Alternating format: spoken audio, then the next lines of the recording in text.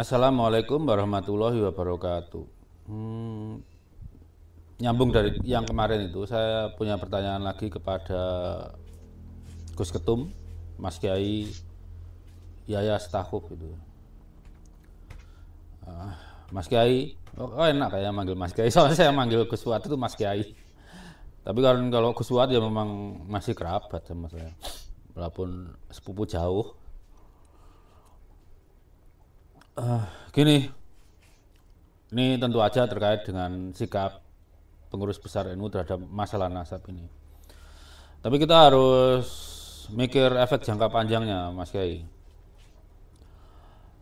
Kita tahu di NU itu banyak universitas yang mendidik adik-adik kita gitu ya. Selain itu adik-adik kita yang dari NU itu juga belajar di universitas lain, termasuk di Muhammadiyah, termasuk di universitas swasta lain, termasuk di universitas negeri, termasuk di universitas luar negeri juga kan gitu. Berapa ada yang hebat gitu ya. Nah mereka ini kan diajari dosennya tentang metodologi ilmiah, filsafat ilmu,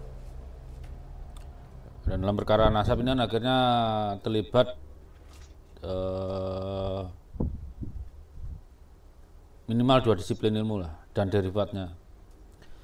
Ilmu sejarah ya tentu aja termasuk kan studi literatur Islam, studi literatur nasab, kitab-kitab nasab maksudnya, studi biologi ya kita kelompokkan itu di ilmu sejarah lah. Kemudian dan studi genetik.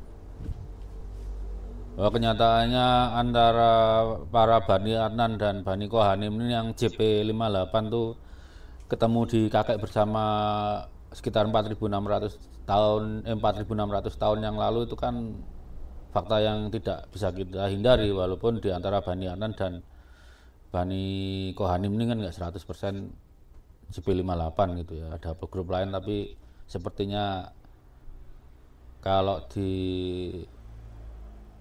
dihitung waktu apa ya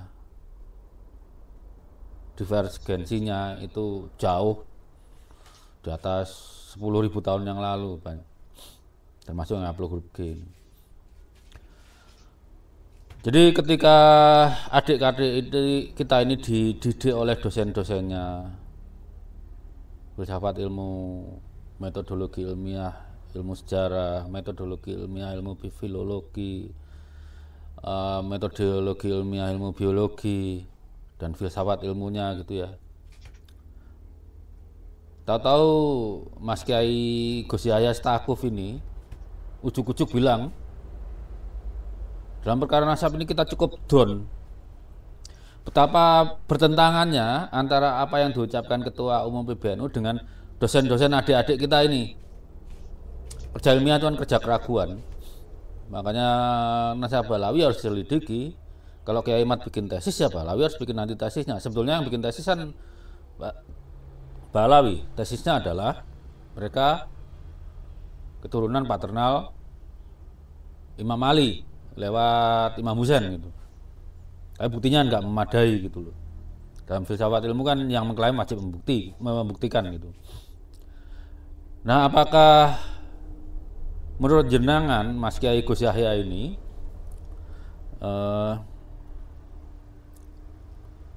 Anda bertanggung jawab dan bijak terhadap para ketua para orang tua adik-adik kita ini yang menyekolahkan anak-anaknya di Universitas NU atau menyekolahkan anak-anaknya di universitas lain NU dengan mengatakan seperti itu. Satu lagi Mas Kiai,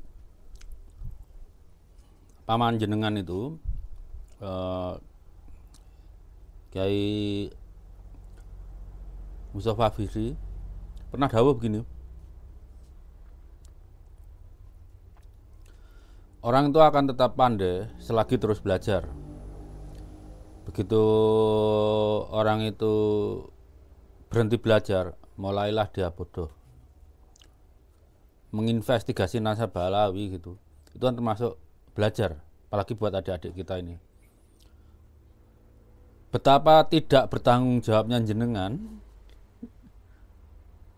alih-alih dengan menyuruh adik-adik kita ini mempelajari dengan ilmu yang sesuai, jenengan ujuk-ujuk nyuruh pakai don. Jadi jenengan dengan polisi jenengan sebagai ketum PBNU itu tidak paralel dengan apa yang dikatakan paman jenengan. Gimana itu? Bijak nggak? Pertanyaannya sebagai pemimpin, ketua umum BNU, Anda jenengan Mas Kiai Haya, itu bijak nggak bersikap seperti itu? Harusnya kan ditarik ke ranah ilmu, diskusi ilmu, argumen lawan argumen, bukti lawan bukti gitu kan, angka lawan angka, kalkulasi lawan kalkulasi gitu. Tapi Anda ujuk-ujuk cukup don gitu. Padahal Islam itu bukan agama don.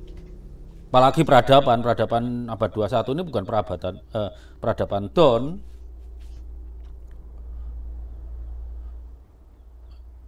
Jadi sepertinya Mas Kiai ini malah memilih menyelamatkan nasabah Alawi, tapi menerlantarkan adik-adik kita yang sedang kuliah ini, yang oleh dosen-dosennya mati-matian diajarkan metodologi ilmiah, filsafat ilmu. Itu sebagai pemimpin adil nggak?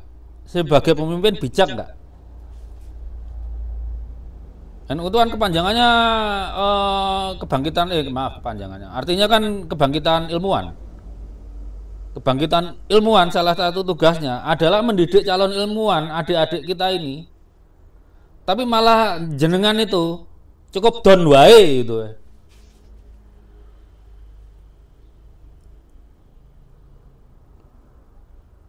Kalau cuma don, Imam Syafi'i itu nggak bakalan berbeda pendapat dengan Imam Malik. Imam Hambal, Ahmad bin Hambal itu nggak bakalan berbeda pendapat, berbeda kesimpulan dengan Imam Syafi'i.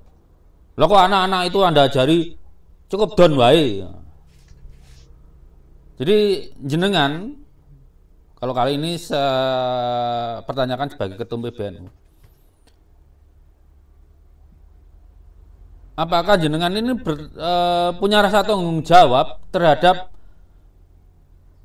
orang tua adik-adik kita ini yang nyekolahkan anak-anaknya mati-matian biayai gitu, tapi ujuk-ujuk ngajari don.